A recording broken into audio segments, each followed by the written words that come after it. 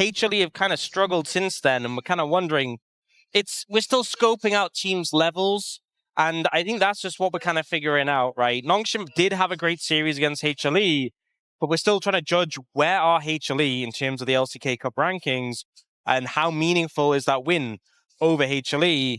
And this series is, again, just going to inform us more and more. So I think based on our expectations, this should be Nongshim pretty heavily favored. But, you know, if DRX come out swinging here, maybe this could just give us more information, more insights, and also reestablish the pecking order a little bit. Yeah, it's a good point. I think that actually both Nongshim and HLE in my mind are a couple of the teams where I'm the most confused about exactly what their power level is. Like right now, because they went head-to-head and HLE were the big favorites there, but Nongshim took them down. But yeah, I mean, we need to see more out of both of the teams to really figure it out. Same for DRX. You know, they had some high highs, looking for more of that. We see Azir and Orianna banned here, and actually a Corki ban to come out here pretty early in game 1. Yeah, very interesting. Jace still open and available is the one that really stands out to me. Not going to be banned. So, open and available to be picked up for Nongshim. Not going to be prioritized. They're looking at the Yunara instead. And this is interesting because this is Yunara being picked game 1. We often see Yunara picked game 2, and a lot of the engage tools have been taken away. Will DRX just snap up the Jace? We're going to look to take the Ryze first and foremost. Why not both? Ryze Jace? Ryze Jace, pretty powerful, especially when pressuring mid lane, because obviously Ryze has a point-and-click route. Guaranteed Shock Blast, guaranteed full combo follow-up. If you play something mid lane that's a mobile, and obviously you can't play Azir, you can blow it up. But actually, looking like they're not going to go for the Jace because they want that point-and-click CC to punish the Yunara. So prioritizing the Vi over the Jace, making sure they have some shutdown for Taeyun, and ensuring that they'll be able to answer him. And that means that Sponge will get his hand on the Jace in return. But this is two squishy picks, two high-priority targets that DRX are definitely going to be looking to get their hands on and to shut down when it comes to those 5v5s.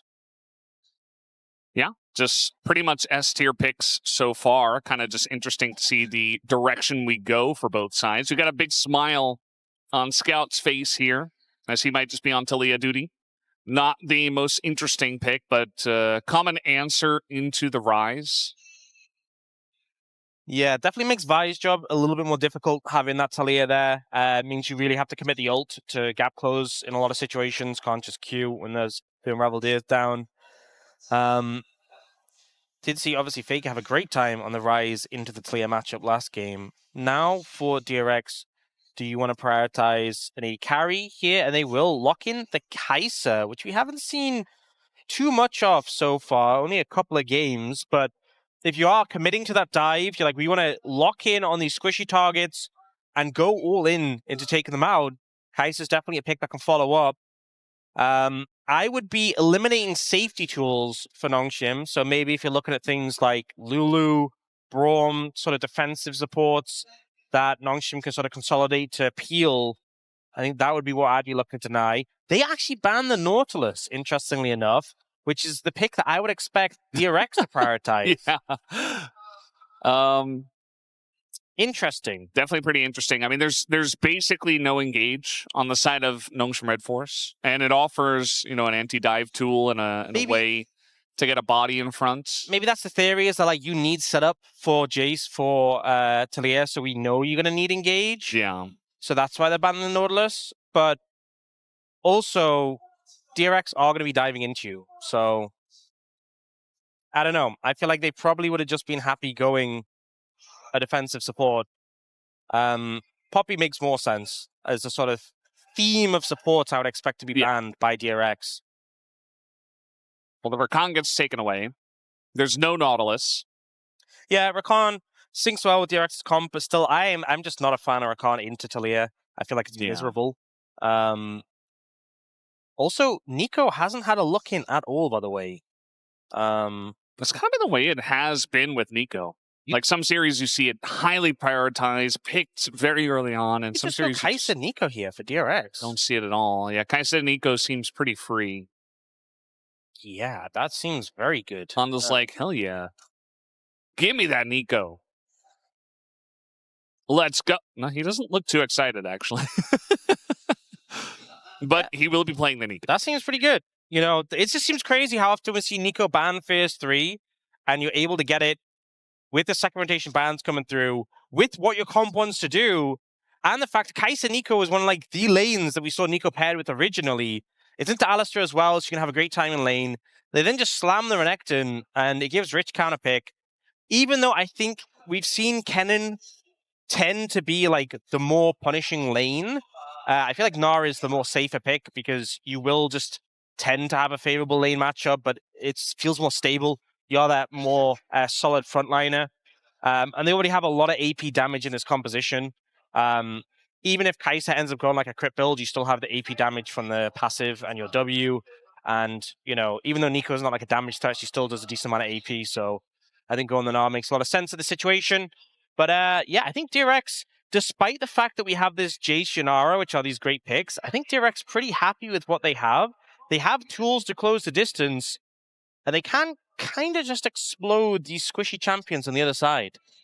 Yeah, to be honest, here in game number 1, I think DRX kind of got everything they would have liked. As you mentioned, like the Rakan, I don't think they were even having their eyes on that one. The Nico seemed like a very obvious ban. Maybe they knew that Andil wouldn't be comfortable with it. Like, maybe I'm reading a little bit too much into Andil's facial expression. But, like, Kai'Sa Nico is very good. Extremely good. Maybe he was confused why they didn't ban Nico. Yeah, he's like, do they have something up their sleeve? Like, are they disrespecting me? Yeah. Maybe he was pissed because of that. He's like, they're really giving me Nico here? Yeah. Really? Do they have an answer, maybe? Well, I'd like to see Andil pop off, but we'll have to wait and see in game 1.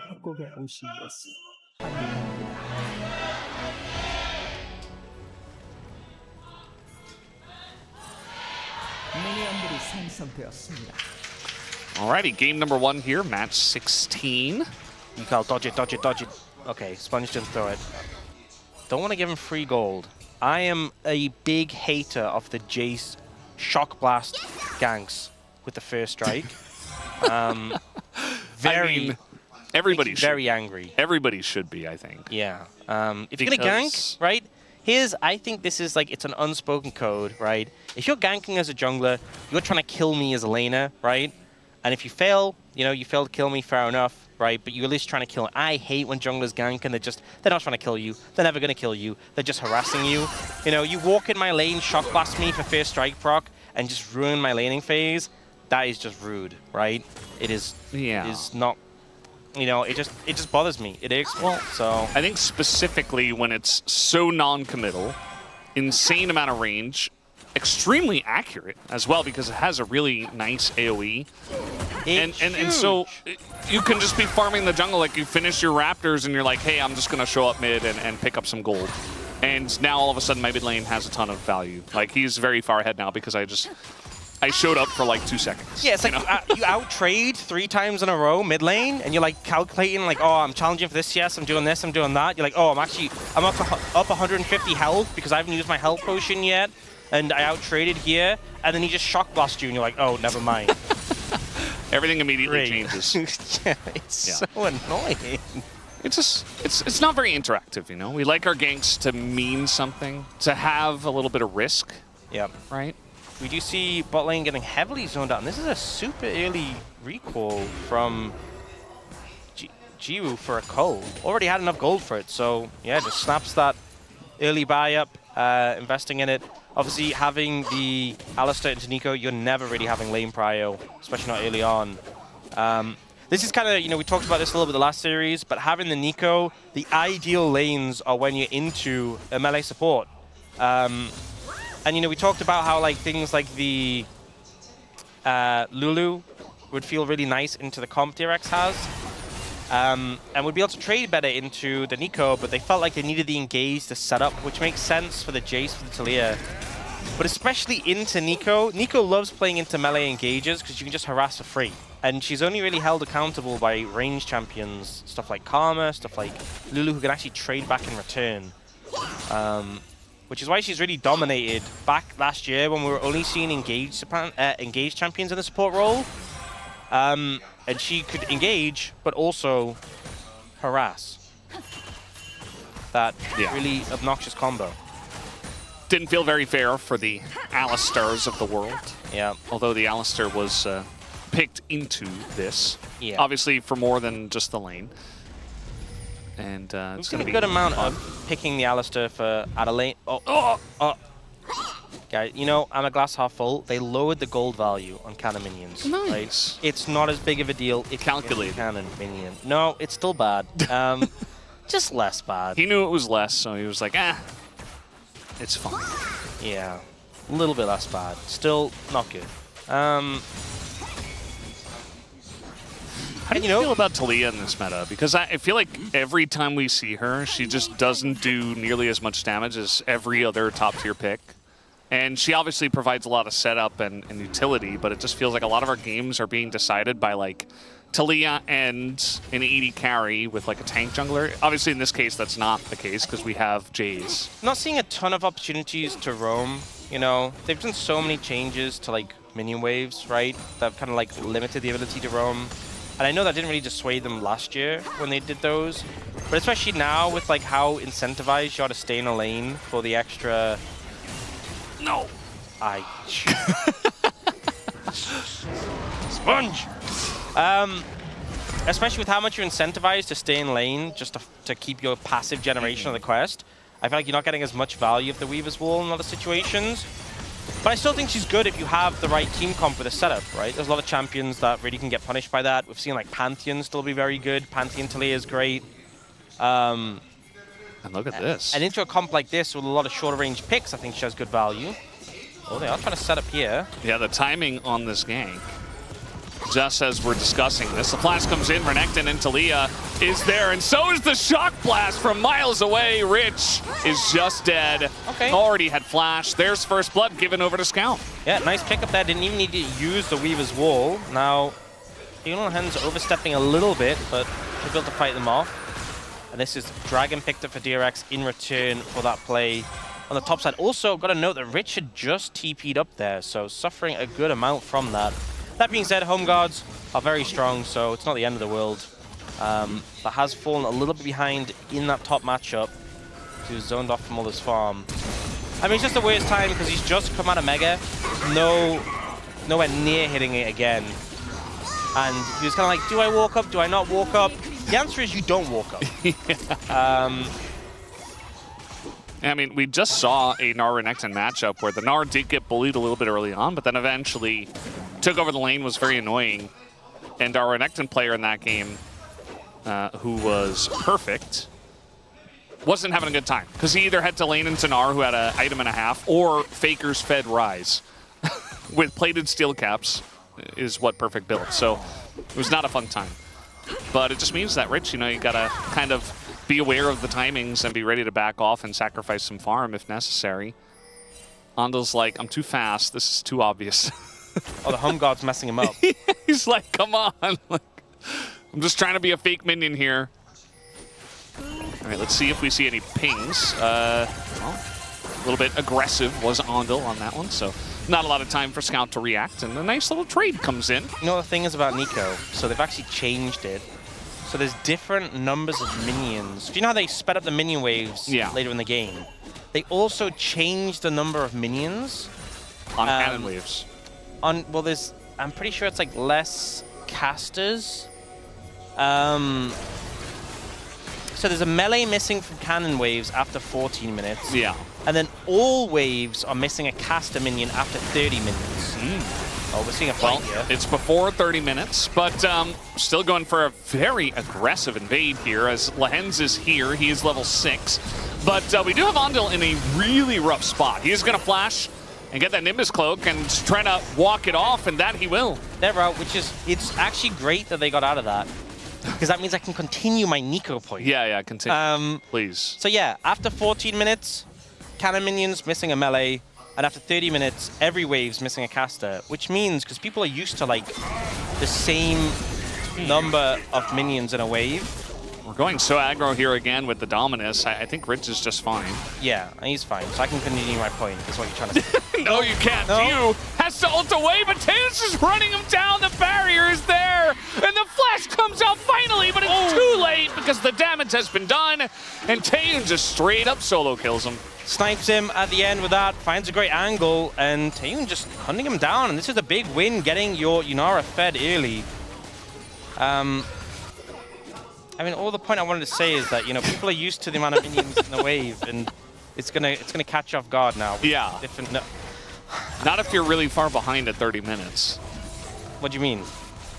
Well, like Andal tries to pretend to be a caster minion after 30 minutes, right? When they're removed. Yeah. But they've already lost the game. Oh, right. No. Yeah. I mean, if they've already lost the game at the minutes. Well, here's the setup from DRX. This is what we wanted to see, and Kingen will get punished. Okay, they find a play. Yeah, I feel like, you know, you try and make a, it's like when you try and make a joke and you explain it, it's just not, you try and make a point and then it gets interrupted 3 times, and you're like, it was just So what was your point anyway? It was supposed to be like a little point just about little minion Nico changes, and then stuff happened, and I'm like, yeah, what even was the point of me saying this? Yeah, just disrespecting the ult power from the Yunara. It's a huge power spike. I feel like kind of akin to Zeri, where you really have to respect it. And Taeyoon just finds that angle all in. Even had the barrier still available. Obviously didn't need it. There wasn't the turnaround damage, but... Also, I think the fact that Taeyoon flashed first shouldn't happen. Like, Ju should know he's lost the trade. He will die if he gets flashed on, even if he flashes after. So he's like gotta flash early. Yeah. To say like, okay, I need to take less damage, I'm gonna flash early. Also, the fact he walked on the inside line of the turret, like, we all knew the W was coming. When he walked between the turret and the wall, we all knew he was just waiting for the W cooldown, and then when it came, I was like, okay, you're dead. It's like a bowling alley. Like, he stood right where the pins are supposed to go. He's like, all right, here comes the bowling ball. It's like a bowling alley, except instead of a bowling ball, you have a laser the width of the bowling alley, which I'm pretty sure isn't legal. If you try and do that at a bowling alley, you will be kicked out. That really does. And probably arrested, if I'm being honest. Although, I think they'd struggle to arrest you if you had a laser, so, you know. Well, maybe they have their own lasers. Oh. Yeah. Well, we're trying to make a play here with Ghost Alistair. In comes Lehens, forces the flash. He is Alistair, so he's just going to press R and get out. Meanwhile, another 1v1, and this time Ju doesn't have flash. He's just dead. There's no getting out of that. And he just put himself in that position. He's just dead again. And now Scout is here. He's going to get the knockback all by himself. And Yukal, no flash. He used it earlier against Ghost Alistair. That's 2 kills for Nongshim.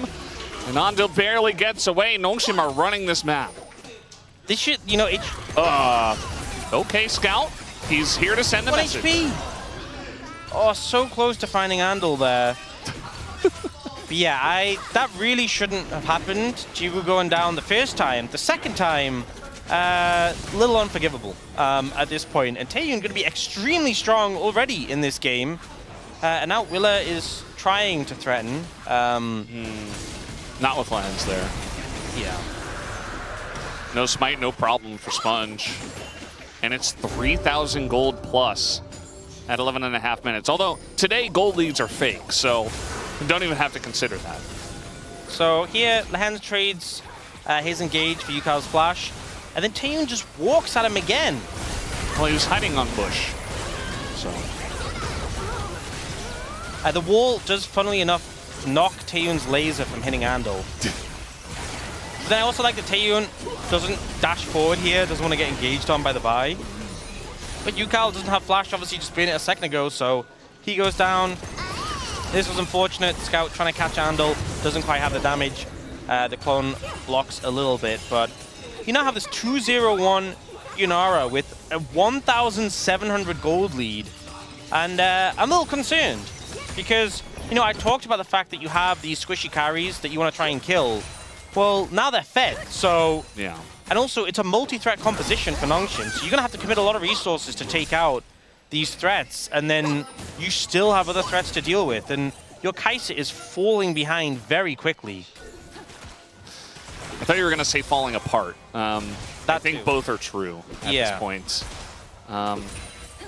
Because Taeyoon has declared the bottom lane his. Yeah, in this game. don't want to see Jiwoo just walking up to Taeyoon again and dying.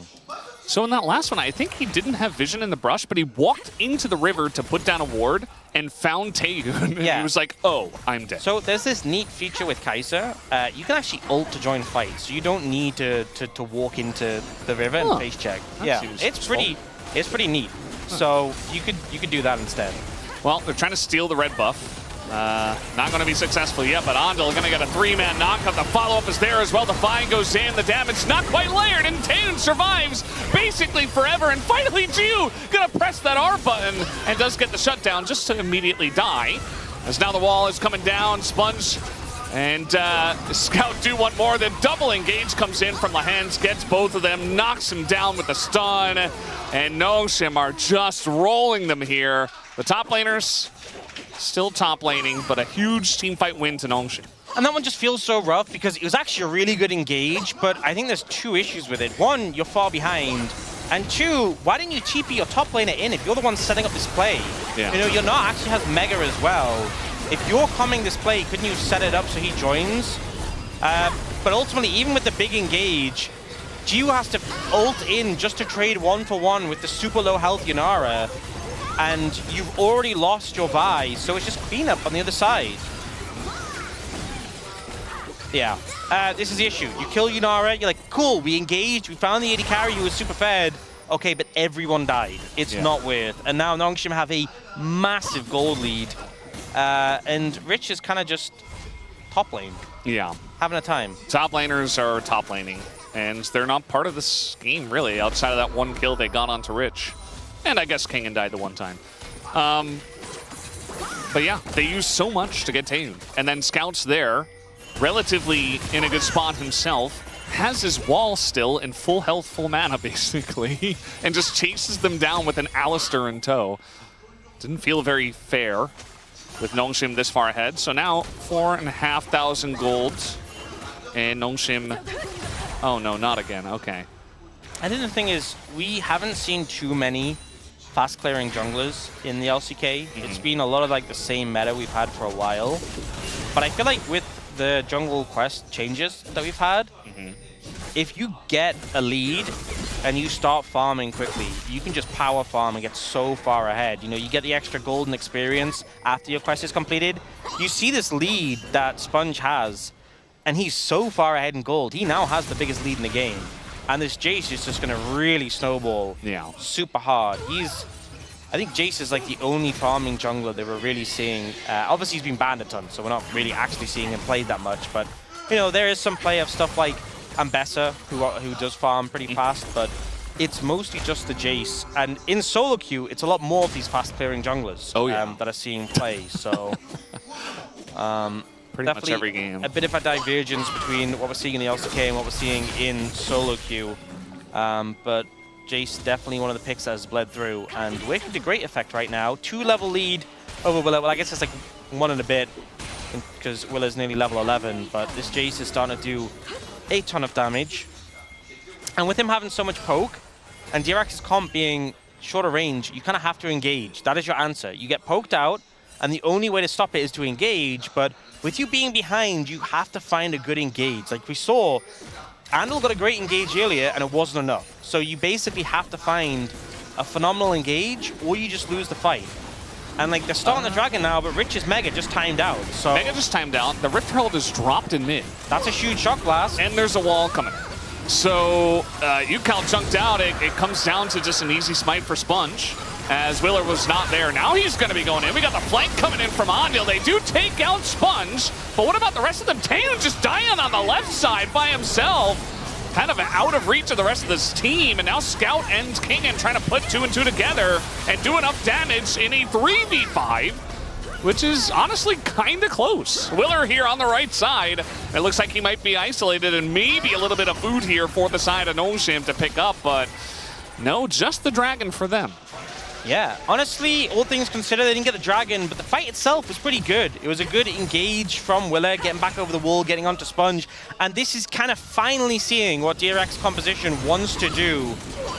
You'll see that Willer gets forced out, flashes away, but look at the angles that end up coming through. Andal getting this long flank here.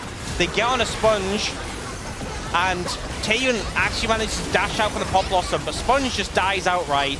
Taeyun gets focused down, but they don't have any more gas in the tank to really deal with either Scout or this very tanky Renekton. So with the gold discrepancy, they can't finish this, especially when Kane gets that massive cold leak, which just does so much work. But ultimately, it's still a pretty good fight from DRX. I think the only sad thing is that they didn't get that dragon, but that's the theory of the composition. They just have to do that a few more times. Yeah. I mean, Flash held by Ondil, I suppose. Now Sponge a little bit in a wonky spot, not even going to...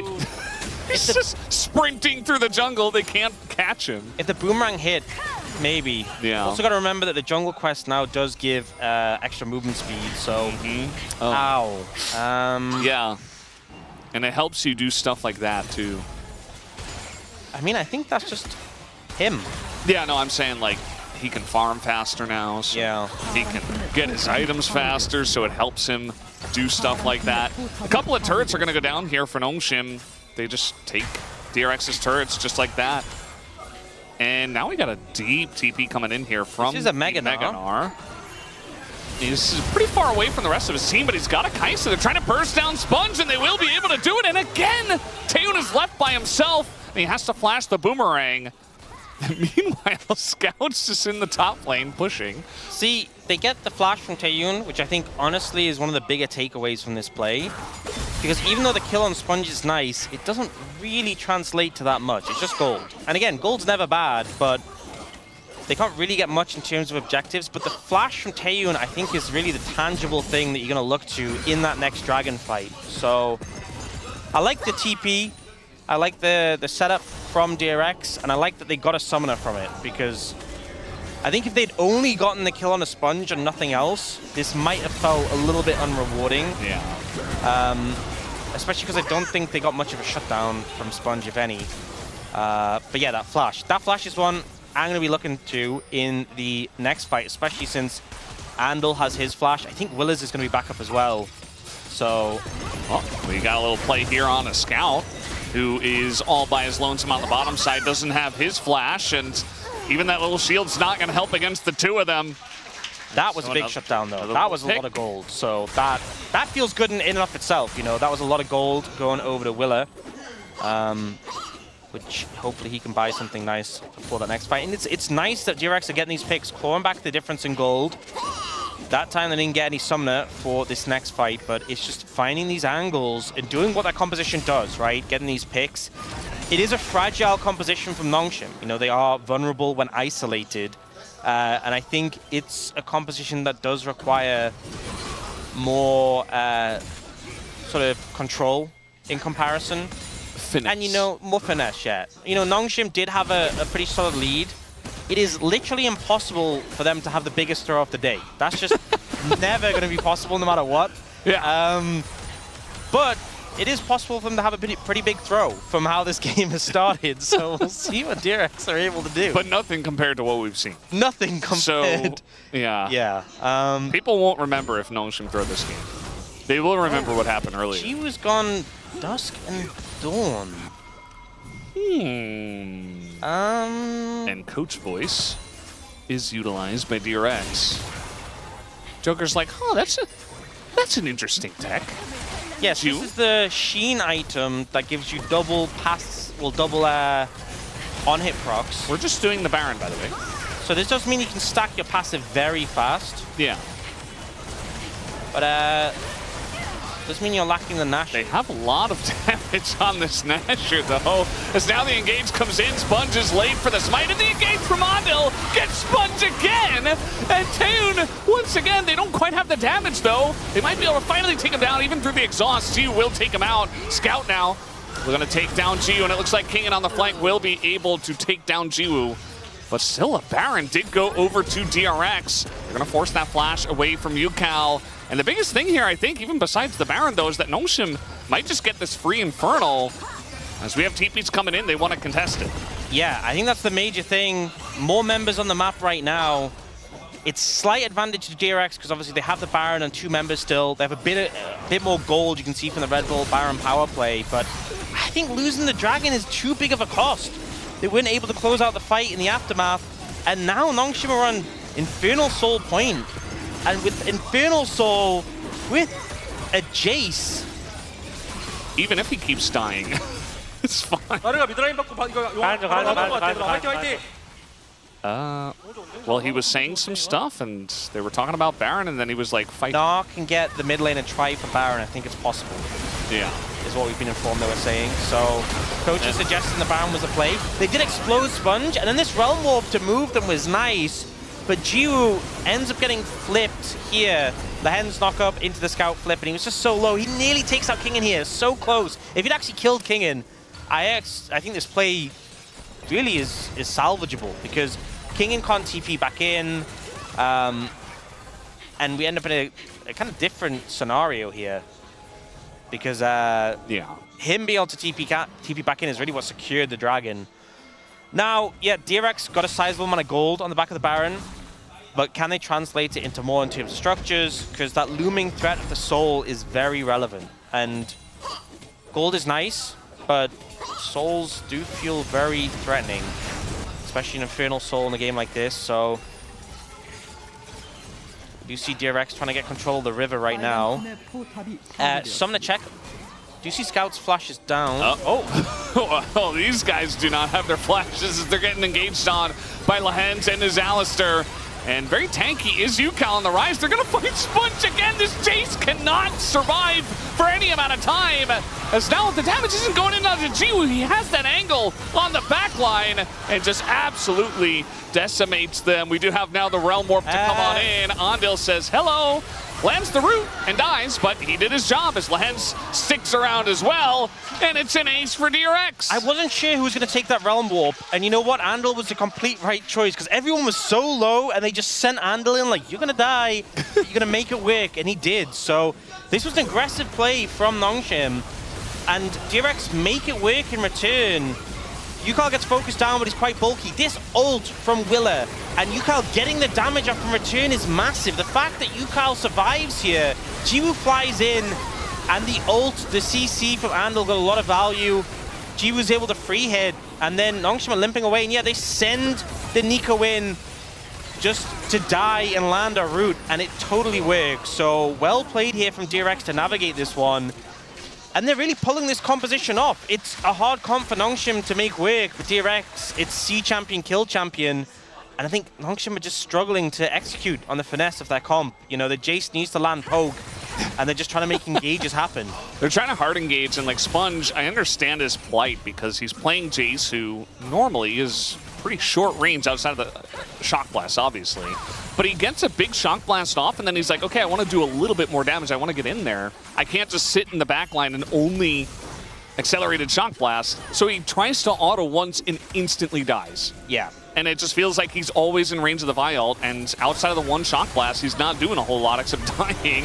And Jiwoo goes in, gets the bait with the Zhonya's. I don't know if it's going to pay off, though, as they try to turn. He's able to flash out of there, and he gets the kill onto the Renekton as well. As now we got the Realm Warp follow-up, and it looks like Scout is not long for this world. Gets taken out. At least Sponge is able to push the wave, as it looks like mid lane is not going to be where DRX will get their push. That was such a crazy engage from Jiwoo. And you know what? Sometimes great engages, there's a thin line between, you know, madness and and greatness, and he definitely was treading that line. And making it work, right? Baited so many cooldowns, and the rest of the team were there to follow. He did end up going down, I think, clipped by Sponge. I think a Shock Blast maybe from him. We'll see the replay here. So he flies in, everyone jumps him, and he uses the stasis. The team are there to follow. Sponge jumps and knocks him back, and then, yes, snipes him here with the Shock Blast. That's what takes him out. But he bought so much time, so many cooldowns, and let the team funnel in. It's a crazy play, but it worked. 오케이, 다음번에 안 들어갈게. Okay, next time I won't go in. I mean, it worked, you know? You can't fault it, right? It worked. He's like, all right, guys, sorry. But yeah, it worked. I don't know. You know, maybe a little bit too much expended. If we're going by outcome-focused assessments, it's a one-team fight. So, you know what? Permission granted, Jiwoo. Do it again.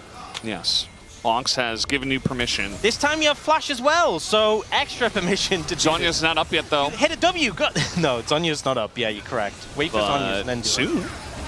And now Kingen, I mean, they do so much damage, he just has to engage. It's a smart idea, but now this ult is going in on the Taeyun, and he's just taken out immediately. Jiwoo does insane damage at this point and takes out Scout, and I think it is just too far gone at this point. DRX are rolling them now. Even after that very one-sided early game, it does not matter. DRX now looking at another Baron. And it just feels like, especially with how this game started, like, we're going to be completely honest, Jiwoo was having a terrible game with being run down by Taeyun multiple times. Slow start. Early on, and he is just finding angle after angle. This game was in a terrible state. Again, not even close to the biggest throw that we've seen today. But in any other day of the LCK, this would be a big throw. And it still is a big throw right now with how it's looking. They just beeline straight on Yunara, and this is a harsh reminder why we don't normally see Game 1 Yunaras. It's normally a Game 2, because we see a lot of the hard lockdown thinned out by Fearless, and things like Vi not on the cards, because it has been a problem that they just haven't been able to resolve. Willa just presses the R button, and Taeyun can't play the game. Yeah, it really is that simple. If they were farther behind and the threats were actually threatening, then yeah. As, okay, this time Willer is kind of in a rough spot. Andal goes in by himself. This is not the cleanest fight, but at least they get punched, and again, Taeyun just melts. And, yeah, he's just gone. I don't think Scout can do nearly enough. DRX are just way too far ahead. They absolutely roll them. They might just end the game. It looks like it just doesn't even matter how the fight starts. DRX are all going to just fly in and win the fight. They are just all on the same page. It's just see champion, kill champion, right? Anyone who shows up in front of them is a target, and they will just take them down. And DRX, they bounce back. They had a pretty significant 4,000 gold deficit, but they know what that composition needs to do, and they're going to make it work. There you go, 30 minutes. The comeback is real, as DRX will win game number 1. Definitely not what I expected, especially after that early game.